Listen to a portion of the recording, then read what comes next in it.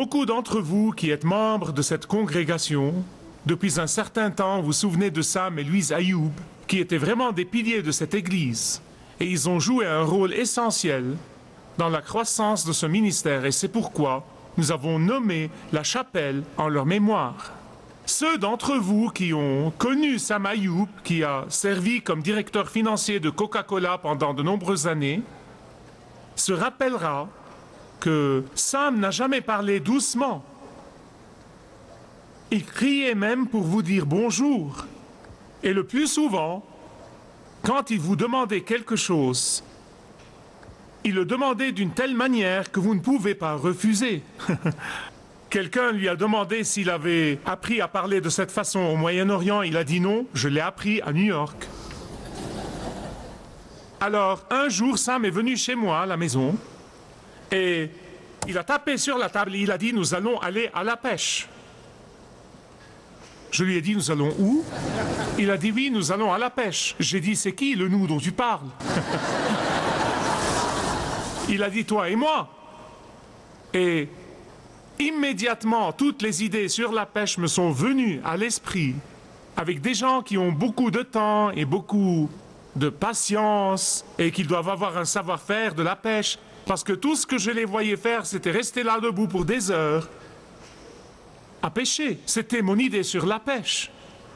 Et j'ai dit, Sam, et bien sûr, il n'y avait pas moyen d'y échapper, bien que j'ai vraiment essayé. Mais Sam n'allait pas accepter un refus pour réponse. Eh bien, finalement, je dis, Sam, où allons-nous aller pêcher? Il a dit, au Canada. Au Canada? Et je lui ai dit, je n'ai pas ce genre de temps. J'ai tellement de choses à faire. Et il a dit, je suis l'administrateur et je te donne du temps libre. Alors j'ai dit, d'accord. Finalement, il est sorti et m'a dit, je te vois à 5 heures du matin, le mardi à telle date, à l'aéroport, numéro de vol tel et tel. Ne t'occupe de rien, juste amène tes habits. Je n'avais jamais pêché auparavant, je ne savais pratiquement rien sur la pêche, alors j'ai essayé de le lui expliquer. J'ai dit, tu comprends, je n'ai jamais pêché de ma vie. Il m'a dit, ça ne fait rien, viens simplement. Donc, je l'ai rencontré et nous avons pris l'avion pour Minneapolis. Et de Minneapolis, nous avons conduit pour 500 km jusqu'au Canada et on a passé la frontière. Et vous savez ce qu'était ma plus grande peur, que j'appréhendais vraiment, parce que je pensais que c'était un voyage futile. Maintenant, j'aimais beaucoup Sam, et j'aimais beaucoup me retrouver avec Sam, mais je ne savais pas pêcher et je ne voulais pas pêcher. Et j'ai souhaité que Sam n'ait pas pris la peine de m'acheter le billet d'avion, etc., etc., etc. Mais ma plus grande crainte, et de loin, c'était que tout en étant dans l'avion, Sam me dise « Nous allons faire du camping pour 3 jours. » Eh bien... Vous savez, Sam aime le camping, mais je dois vous dire une chose. Pour ceux qui ne me connaissent pas, je ne suis pas fait pour le camping. Ce corps n'est pas fait pour le camping. La chose la plus proche du camping où je veux être est le Holiday Inn. Donc j'étais vraiment soucieux à ce propos, mais finalement nous sommes arrivés à notre destination et ça s'est avéré être une très bonne station de pêche. Je ne savais pas que des endroits comme ça existaient. Je ne savais pas combien de gens étaient fanatiques de pêche, mais c'est bon. Si vous l'êtes, pardonnez-moi. Je pense que c'est très bien pour vous. Bon, j'admets, ce n'était pas du camping, mais je me suis dit, demain sera tout à fait autre chose. Nous nous sommes levés le matin, nous avons pris un très bon petit déjeuner dans la salle à manger, mais je n'ai pas trop mangé parce que j'avais peur d'avoir le mal de mer. Dans un lac. Et donc nous avons pris un bateau avec un guide qui était un Indien du Canada qui connaissait cette partie du Canada comme le dos de sa main. Vous savez, ces gens-là connaissaient très bien la région et savaient tout ce qu'il y avait à savoir sur cette région. Et ceci m'a réconforté un peu. Puis j'ai vu des gens de l'administration de la station charger notre bateau avec toutes sortes de choses. Alors j'ai soupçonné intérieurement que nous n'allions pas revenir pour le déjeuner. Et donc nous avons navigué jusqu'aux eaux profondes. Et le guide a dit, ici, on va arrêter ici. Il y a des poissons ici. Et je vous dis, il savait de quoi il parlait. Le poisson était là à vouloir être attrapé. Alors, qu'est-ce que je devais faire? J'avais cette chose, comme vous l'appelez, la canne, et je ne savais pas quel était le bon bout. Il me l'a donné, et il m'a dit, tiens, là, comme ça. Et j'ai dit, d'accord, je peux faire ça. Et puis, il a pris l'hameçon, et il a mis l'appât convenable sur l'hameçon, et il m'a dit, tu crois que tu peux la lancer dans l'eau? Et j'ai dit, je ne sais pas, c'est trop compliqué, mais je vais essayer. Et donc, j'ai lancé cet hameçon dans l'eau, et 2 minutes plus tard, littéralement 2 minutes, il a dit, maintenant tire, tire. J'ai dit, qu'est-ce que tu veux dire? Tire la bobine. J'ai dit, comment tu sais? Il a dit, tu as attrapé un gros poisson. J'ai dit, tu sais tout ça en regardant le fil? Il a dit, oui, maintenant rembobine, rembobine. Et donc, j'ai rembobiné, j'ai rembobiné. C'était vrai, ce n'était pas des algues marines ou une chaussure ancienne ou autre. C'était un énorme poisson. Écoutez-moi les amis, ce n'est pas une histoire inventée. Et ce poisson ne s'est pas échappé. On a pu vraiment le ramener avec nous. Je veux vous dire une chose, je n'oublierai jamais ce que j'ai ressenti en ce moment quand j'ai attrapé ce gros poisson. Ah! Toutes mes appréhensions au sujet de la pêche ont disparu. Où est passée mon appréhension? Où sont donc passées toutes mes réticences au sujet de la pêche? Maintenant, j'ai dit, faisons-le encore une fois, c'est bon. Et je suis bon à ça. Et qu'en est-il de mon ignorance totale et de toutes mes excuses et de toutes mes fuites? Qu'en est-il de mes plaintes, de mes ronchonnements et tout ça?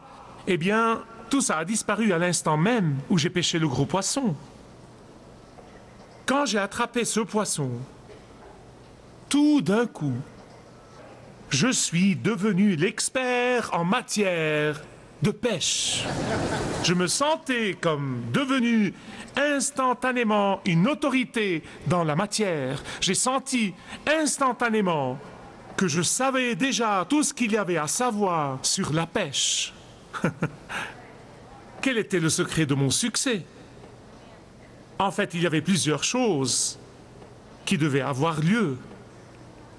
Tout d'abord, je devais me rendre compte que mon appréhension et mes peurs et mes incertitudes étaient dues au fait que je n'avais jamais pêché auparavant.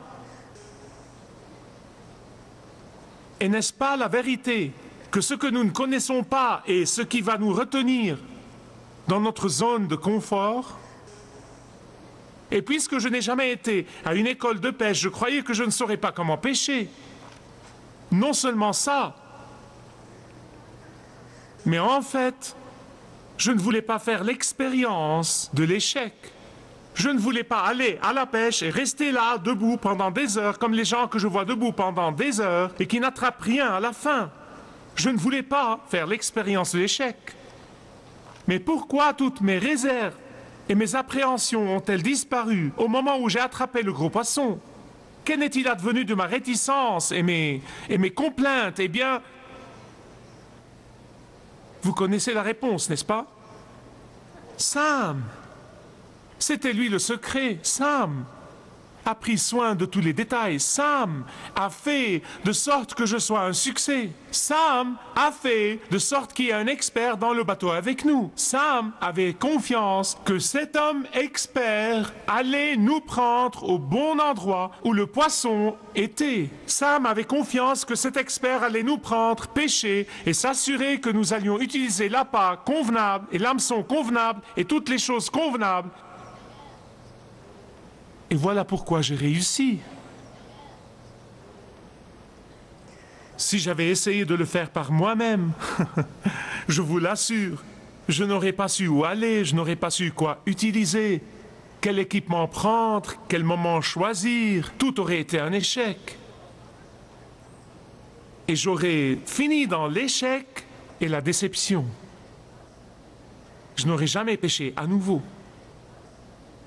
Qu'est-ce qui a fait la différence? Pouvez-vous me le dire? Qu'est-ce qui a fait la différence? Sam! Sam a fait toute la différence. Maintenant, je veux que vous tourniez dans votre Bible, dans l'Évangile de Matthieu, le chapitre 4, verset 19. Permettez-moi de mettre le verset 19 en contexte. Verset 19 vient juste après que Jésus ait appelé ses disciples. Après qu'il les ait appelés et dit « Suivez-moi », il a utilisé ce verset. Maintenant, rappelez-vous, La plupart, sinon tous les disciples de Jésus étaient des pêcheurs professionnels.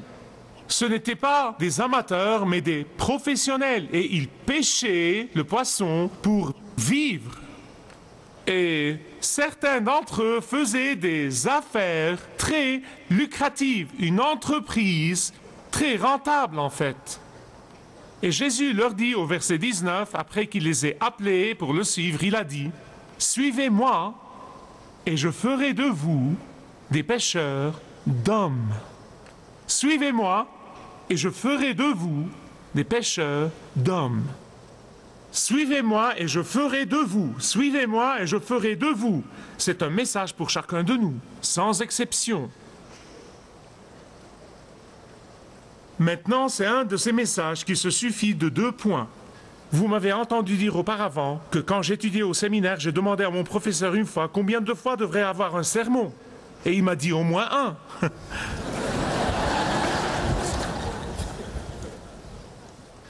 Alors celui-ci en a 2. Qu'est-ce que Jésus voulait dire quand il a dit à ses disciples « Suivez-moi et je ferai de vous ». Et deuxièmement, pourquoi des pêcheurs d'hommes? 2 questions auxquelles j'aimerais répondre ce matin. Qu'entendait Jésus quand il a dit « Je ferai de vous » dans le contexte ici, dans ce passage? Suivre Jésus veut dire que vous acceptez de vous abandonner complètement à lui.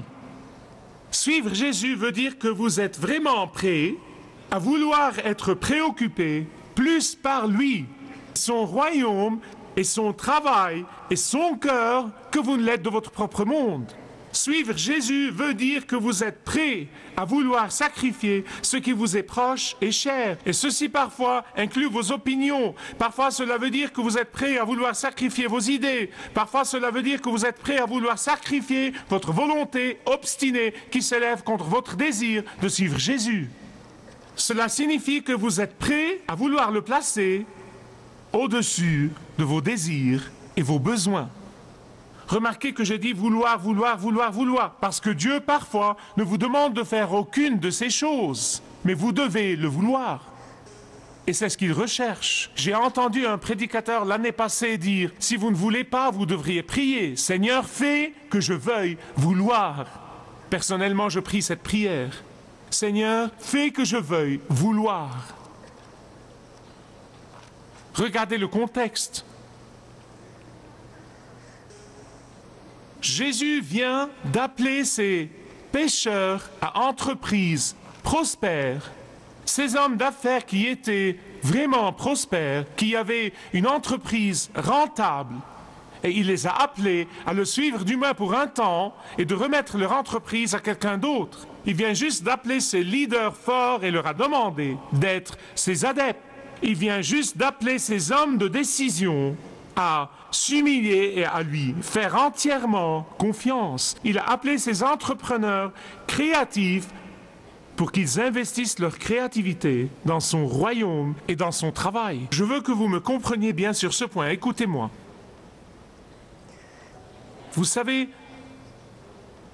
on a tendance à oublier que dans notre bassin de pêche, où qu'il soit, il y a des gens autour de nous qui nous regardent et ils nous observent bien plus que nous le réalisons. Ils observent toutes choses. Ils observent pour voir comment nous agissons. Ils observent pour voir comment nous parlons. Ils observent pour voir comment nous réagissons. Ils observent pour voir comment nous vivons. Et s'ils n'arrivent pas à voir un appât pour les attirer vers vous, s'ils ne voient pas d'appât qui les séduisent, s'ils ne voient pas d'appât qu'ils veulent, écoutez-moi, chers amis, s'ils voient une personne qui proclame être chrétienne, une croyante en Jésus-Christ, qui est pleine d'amertume et de colère et de jalousie et d'envie et de médisance et de haine et manque de pardon, s'ils nous voient faire des affaires louches et s'ils nous voient être insouciants des autres personnes, s'ils nous voient être hypocrites et trouver des excuses pour nos faiblesses alors que nous critiquons les autres pour ces mêmes faiblesses, ces poissons s'enfuiront. Ils s'enfuiront. Ils ne veulent pas de cette vie, ils l'ont déjà, merci beaucoup. Et donc Jésus leur disait que pour être des pêcheurs d'hommes, ils devaient être à son exemple. Tout comme j'ai dû faire confiance à Sam et suivre toutes ses directives et ses instructions. Tout comme j'ai eu à dépendre de Sam, tout comme j'ai dû lui faire confiance. Vous et moi avons à suivre Jésus complètement et nous abandonner à lui. Et lui, il fera le reste. C'est ça la clé, il fera le reste. Vous voyez, la pêche n'est pas difficile si Jésus tient le gouvernail. Quand il est dans la barque, vous pouvez être sûr que ce sera un succès. Tout ce que vous avez à faire est de le placer en premier lieu dans votre vie. Tout ce que vous avez à faire, c'est l'imiter dans votre vie. Tout ce que vous avez à faire, c'est copier son exemple dans votre vie. Et il assurera votre succès dans votre fonction de pêcheur pour Jésus.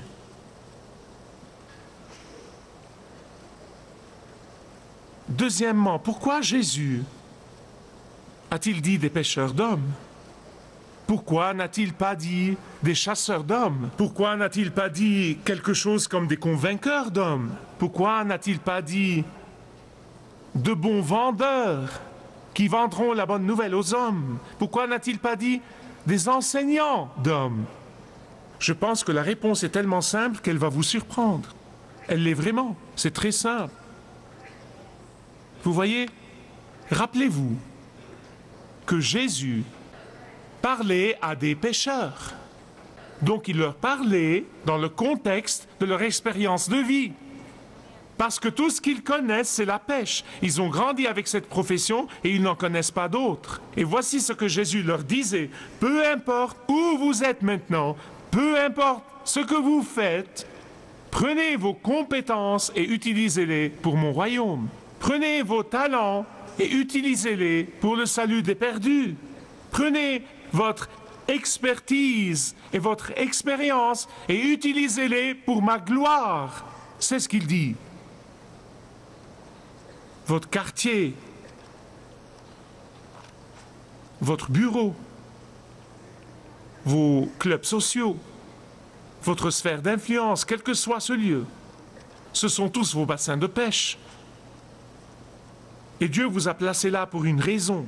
Voici ce que j'ai appris de Charles Spurgeon. Et je me rappelle que dans un des chapitres de son livre, il disait « Il ne faut jamais oublier que l'enfance que vous avez eue était par la volonté de Dieu. Les parents que vous avez eus, les grands-parents, les maisons dans lesquelles vous avez vécu, les écoles où vous avez été, ce sont par la volonté de Dieu. Dieu vous a placé dans tous ces endroits pour que vous soyez vous et pas quelqu'un d'autre. Dieu n'est pas intéressé par faire une copie de quelqu'un d'autre. Il n'est pas intéressé à faire des copies. Il a fait tout ce qu'il a fait pour vous en vous plaçant là où vous êtes aujourd'hui pour une seule raison, et c'est que vous soyez vous et que Jésus puisse vivre en vous. Vous n'avez pas besoin d'apprendre de nouvelles compétences, vous n'avez pas besoin de changer, vous n'avez pas besoin d'être quelqu'un d'autre. Non. Prenez ce que Dieu vous a donné. Prenez où Dieu vous a placé.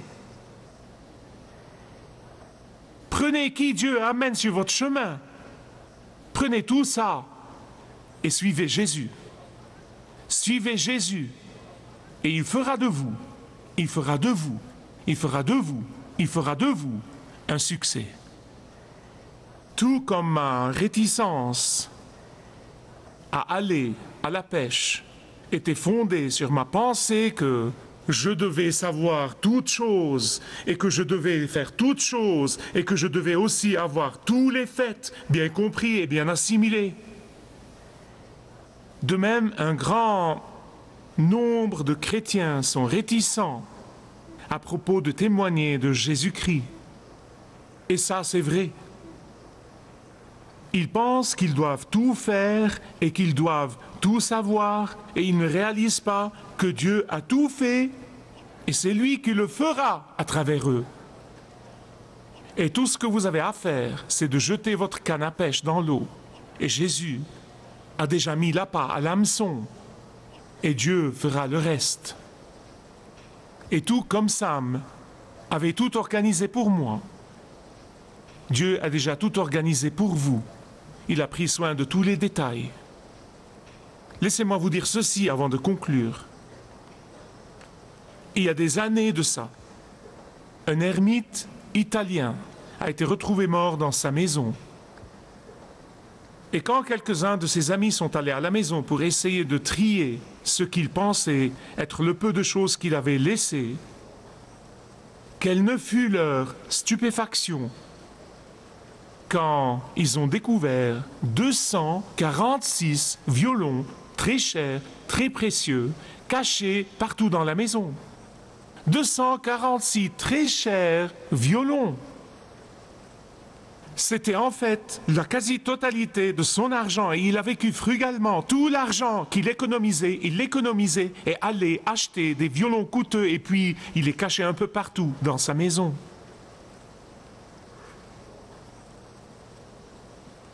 Pourtant, son dévouement était tellement mal orienté pour ce bel instrument qu'il a privé le monde.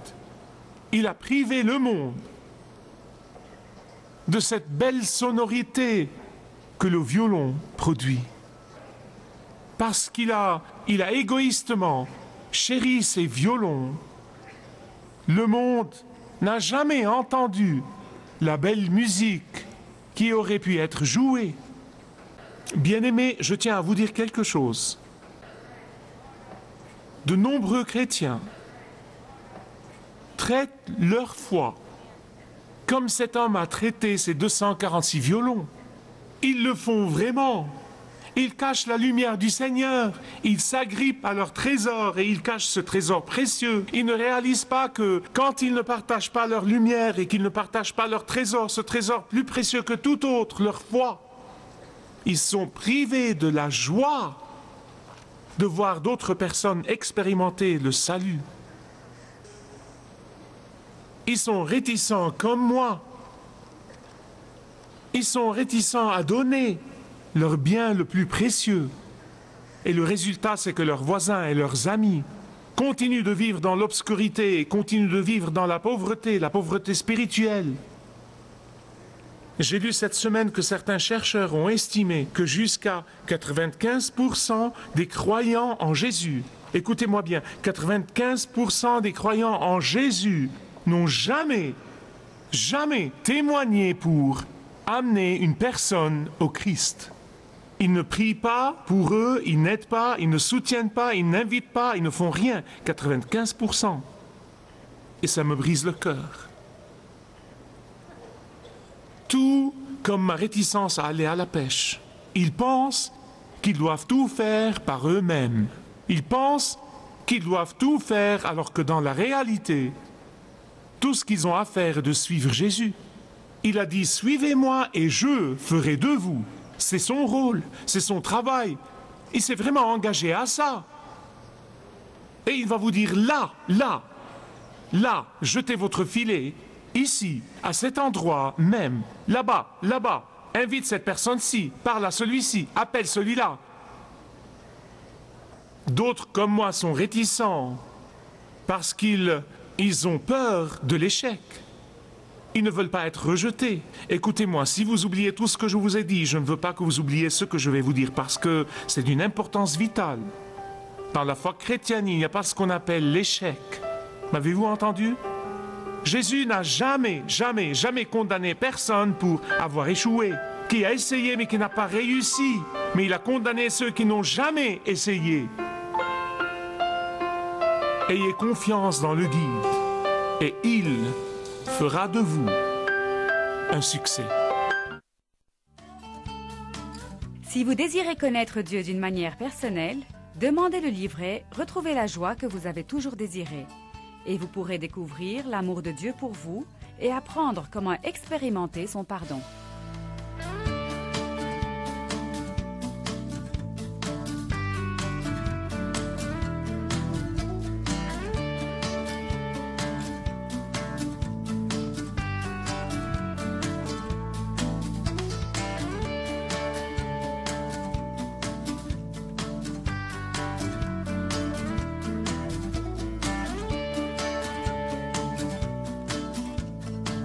Si vous avez une relation personnelle avec Dieu et vous êtes intéressé à marcher plus intimement avec lui, demandez le livret « 7 pas sur le chemin de la foi » qui vous guidera dans une relation plus profonde avec votre Père Céleste. Demandez votre livret gratuit.